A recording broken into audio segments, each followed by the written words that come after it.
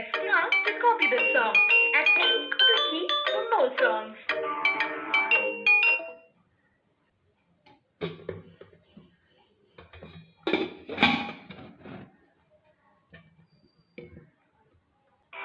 താങ്കൾ വിളിച്ച വ്യക്തി ഇപ്പോൾ കോൾ സ്വീകരിക്കുന്നില്ല. ദയവായി അല്പസമയത്തിന് ശേഷം വീണ്ടും വിളിക്കുക. ഹായ് മക്കളെ, നമസ്കാരം. ഒരു ചെറിയ എക്സ്പെരിമെന്റ് ആണ് നമ്മളിപ്പോൾ ചെയ്തത്. ഒരു മെറ്റൽ ക്യാവിറ്റിക്കുള്ളിൽ ഫോൺ എടുത്ത് വെച്ചിട്ട് അതിലേക്ക് കോൾ ചെയ്യാൻ ശ്രമിച്ചു. പക്ഷെ കോള് കണക്റ്റ് ആയില്ല. ഫോൺ പുറത്തായിരുന്നപ്പോൾ കോള് കണക്റ്റ് ആയി. എന്താണ് കാരണം? അതാണ് ഇലക്ട്രോസ്റ്റാറ്റിക് ഷീൽഡിംഗ്. ഒരു ക്യാവിറ്റിക്കുള്ളിൽ ഇലക്ട്രിക് ഫീൽഡിന് എക്സിസ്റ്റ് ചെയ്യാൻ സാധിക്കുകയില്ല. ഇതിനെ സംബന്ധിച്ച ഫിസിക്സ് ആണ് ഇന്നത്തെ ക്ലാസ്സിൽ ഡിസ്കസ് ചെയ്യാൻ പോകുന്നത്. ആപ്ലിക്കേഷൻസ് ഓഫ് ഗോസസ് ലോ ആണ് കഴിഞ്ഞ ക്ലാസ്സിൽ തുടങ്ങിയത്. 2 ആപ്ലിക്കേഷൻസ് ഓൾറെഡി ഡിസ്കസ് ചെയ്ത് കഴിഞ്ഞു. ഇന്നത്തെ ക്ലാസ്സിൽ electric field inside A spherical shell പഠിക്കണം. അതിനോടനുബന്ധിച്ച് ഇലക്ട്രോസ്റ്റാറ്റിക് ഷീൽഡിംഗ് എന്താണെന്ന് കൂടി വിശദമാക്കാം.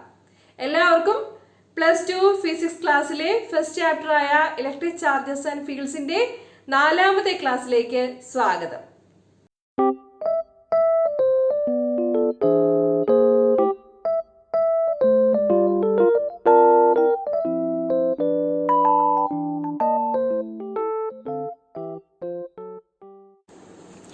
കഴിഞ്ഞ ക്ലാസ്സിൽ ഗോസസ് തിയറവും ആപ്ലിക്കേഷൻസും ആണ് പ്രധാനമായും വിശദമാക്കിയത്. ഒരു സിമ്മട്രിക് ചാർജ് ഡിസ്ട്രിബ്യൂഷൻ കാരണമുള്ള ഇലക്ട്രിക് ഫീൽഡ് ഇന്റൻസിറ്റി എത്രയാണെന്ന് കണക്കാക്കാൻ ഗോസസ് തിയറം പ്രയോജനപ്പെടുത്താമെന്ന് നമ്മൾ മനസ്സിലാക്കി. +2 ഫിസിക്സിൽ ഗോസസ് തിയറത്തിന്റെ 3 ആപ്ലിക്കേഷൻസ് ആണ് പഠിക്കാനുള്ളത്. ഒന്നാമത്തെ, electric field due to an infinitely long, straight, uniformly charged wire. രണ്ടാമത്തെ, electric field due to a uniformly charged infinite plane sheet. മൂന്നാമത്തെ, field due to a uniformly charged thin spherical shell. 2 applications കഴിഞ്ഞ ക്ലാസ്സിൽ കണ്ടു കഴിഞ്ഞതാണ്. 3ാമത്തെ application ആണ് ഇനി പറയാനുള്ളത്. Gauss's തിയറത്തിന്റെ statement ഒന്ന് ഓർമ്മപ്പെടുത്തുകയാണ്. എന്താണത്? The net electric flux through a closed surface enclosing a volume is equal to 1/epsilon 0 times the net charge within the enclosed surface. That is, electric flux phi equal to integral over the closed surface vector E dot vector delta S equal to 1/epsilon 0 into Q. Gauss's theorem apply ചെയ്യാൻ എന്താണ് വേണ്ടത്? LHSല് electric ഫീൽഡിന്റെയും മൊത്തം surface ഏരിയയുടെയും scalar product അഥവാ dot product എടുക്കണം. ഇത് സ്റ്റേറ്റ്മെന്റ് ആയിട്ട് പറയുകയാണെങ്കിൽ integral over the closed surface vector E dot vector delta S equal to 1/epsilon 0 into Q. അതിന്റെ LHS ആണ് പറഞ്ഞത്. അവിടെ ഇലക്ട്രിക് ഫീൽഡിന്റെയും മൊത്തം സർഫസ് ഏരിയയുടെയും സ്കെയിലർ പ്രോഡക്റ്റ് അഥവാ ഡോട്ട് പ്രോഡക്റ്റ് ആണ് എടുക്കാനുള്ളത്. RHSല് അതായത് 1/epsilon 0 Q എന്ന് പറയുന്നതില് ടോട്ടൽ എൻക്ലോസ്ഡ് ചാർജിന്റെയും 1/epsilon 0 പ്രോഡക്റ്റ് എടുക്കും. ഈ LHSഉം RHSഉം രണ്ടും സൂചിപ്പിക്കുന്നത് ഇലക്ട്രിക് ഫീൽഡ് ലൈൻസിന്റെ മെഷർമെന്റ് ആയ ഇലക്ട്രിക് ഫ്ലക്സ് ഫൈനെ ആയിരിക്കും. ഓക്കെ, നമുക്ക് ചാർജ് സ്ഫെറിക്കൽ ഷെൽ കാരണമുള്ള ഇലക്ട്രിക് ഫീൽഡ് ഇന്റൻസിറ്റി ആണ് കണ്ടുപിടിക്കാനുള്ളത്. സ്ഫെറിക്കൽ ഷെൽ എന്നാൽ എളുപ്പത്തിൽ മനസ്സിലാക്കാനായിട്ട് അകം പൊള്ളയായ ഒരു ബോൾ എന്ന് വിചാരിച്ചാൽ മതി. ആ ബോളിന്റെ സർഫസിൽ ചിത്രത്തിൽ കാണിച്ചിരിക്കുന്നത് പോലെ പോസിറ്റീവ് ചാർജസ് യൂണിഫോം ആയിട്ട് ഡിസ്ട്രിബ്യൂട്ട് ചെയ്യപ്പെട്ടിരിക്കുകയാണ്. ഓക്കെ, ബോളിന്റെ റേഡിയസ് R ആണെങ്കിൽ സർഫസ് ഏരിയ 4πR² ആയിരിക്കുമെന്ന് നമുക്കറിയാലോ. യൂണിഫോം ചാർജ് ഡിസ്ട്രിബ്യൂഷൻ ആണ്. അപ്പോ സർഫസ് ചാർജ് ഡെൻസിറ്റി ഡിഫൈൻ ചെയ്യണം. Surface charge density sigma. Let sigma be the surface charge density of our thin spherical shell. Surface charge density എന്ന് പറഞ്ഞാല് charge by ഏരിയയാണ്. So sigma equal to sigma by 4π capital R square. അങ്ങനെ വരുമ്പോൾ Q equal to 4π capital R square into sigma. Okay, ഈ spherical ഷെല്ലിന്റെ സെന്ററിൽ നിന്നും small R അകലത്തിൽ P എന്ന പോയിന്റിലെ ഇലക്ട്രിക് ഫീൽഡ് ഇന്റൻസിറ്റി ആണ് നമുക്ക് കണ്ടെത്താനുള്ളത്. ഓക്കെ, P എന്ന പോയിന്റ് ഉൾക്കൊള്ളുന്ന ഒരു ഗോഷ്യൻ സർഫസ് ഇമാജിൻ ചെയ്യുകയാണ് ആദ്യം വേണ്ടത്. അതെന്തായിരിക്കും? സ്മോൾ ആർ റേഡിയസ് ഉള്ള ഒരു സ്ഫിയർ ആയേ പറ്റുള്ളൂ. കാരണം നമുക്ക് തിൻ സ്ഫെറിക്കൽ ഷെല്ലല്ലേ ഉള്ളത്. ഇവിടെ ഇലക്ട്രിക് ഫീൽഡും P എന്ന പോയിന്റിലെ ഏരിയ വെക്ടറും ഒരേ ഡിറക്ഷനിലാണ്, റേഡിയലി ഔട്ട്വേർഡ്സ് ആയിട്ടാണ് എല്ലായിടത്തും കാണുന്നത്. അങ്ങനെ വരുമ്പോ angle between vector E and vector delta S ഒരേ ഡിറക്ഷനിലായതുകൊണ്ട് angle between vector E and vector delta S equal to 0.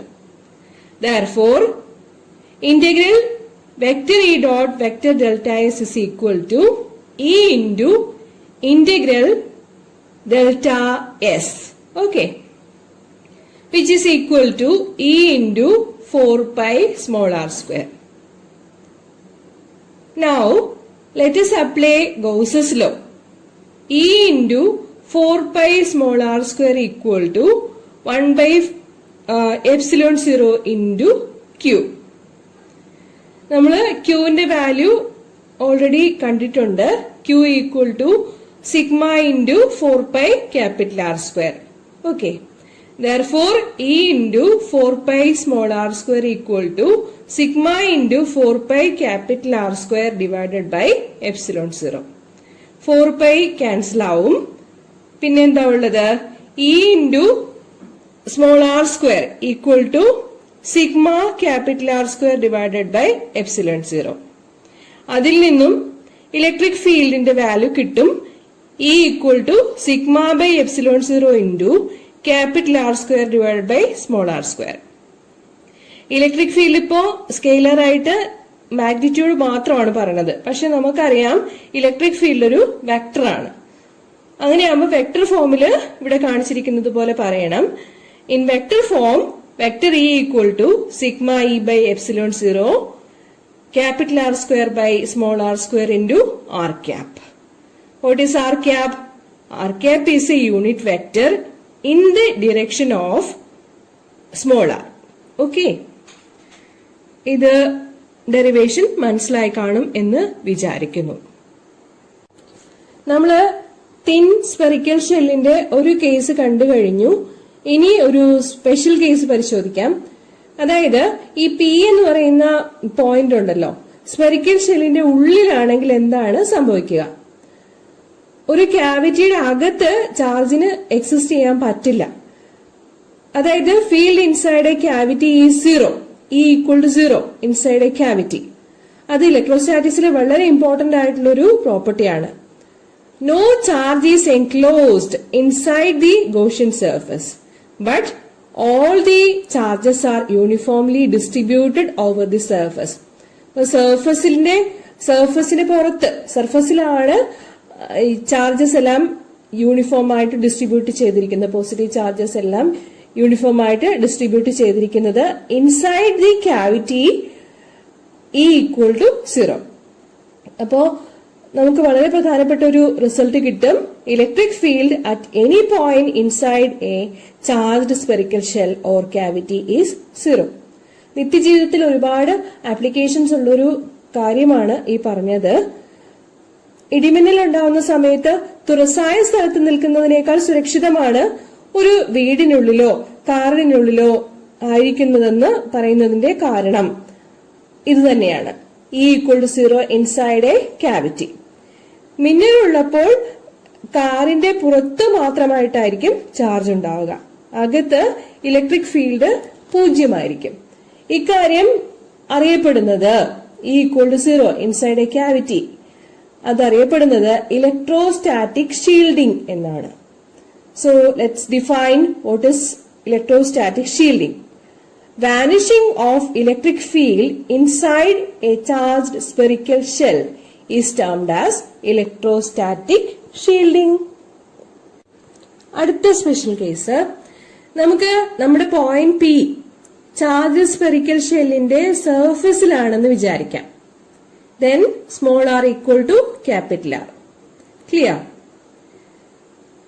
Our expression E equal to sigma by epsilon 0 capital R square by small r square എന്നത് എന്തായിട്ട് മാറും? അപ്പോ E equal to sigma by epsilon 0 എന്ന് മാറും.